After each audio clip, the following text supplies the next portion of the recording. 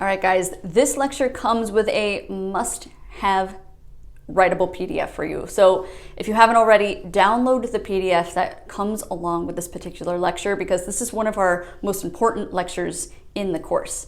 This is where you're going to start planning out your SOPs, or standard operating procedures. Now, an SOP is necessary for any business, but it is also a necessary part of establishing yourself as a successful virtual assistant. Until you have answered questions like, what are my hours of operation? How will I manage incoming requests? Do I work on weekends? You are not ready to hit the ground running as a VA. So again, download your writable PDF because it will help guide you through some of these questions before moving on to the future lecture. So questions that we will cover are, what are your hours of operation? Are you strictly a 9 to 5?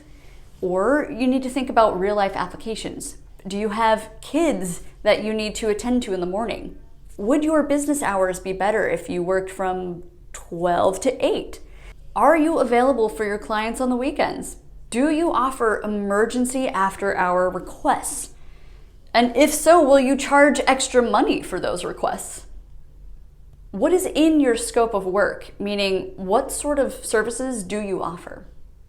And conversely, what's out of your scope? For example, I'll give you an example. I absolutely do not handle taxes or accounting, and I don't write custom blog posts for clients. So thinking through what you are not willing to do as a VA is honestly just as critical as thinking through what services you will offer. How often and how do you prefer to be paid? Do you want to collect money via PayPal at the end of every month? Do you prefer to get paid every 2 weeks?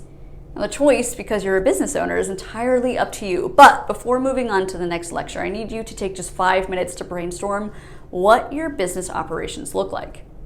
Now, these can absolutely change as you start working.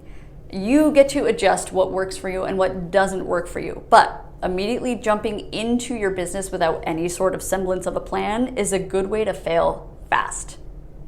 And also, don't worry if you can't answer these questions quite yet, because again, we will address a lot of these throughout the course in greater depth. But I want you to go into the future lectures thinking already about some of these questions. So do your best to brainstorm some of these answers, envision what you'd like your business to look like, your working hours, weekends, how you get paid, all that good stuff.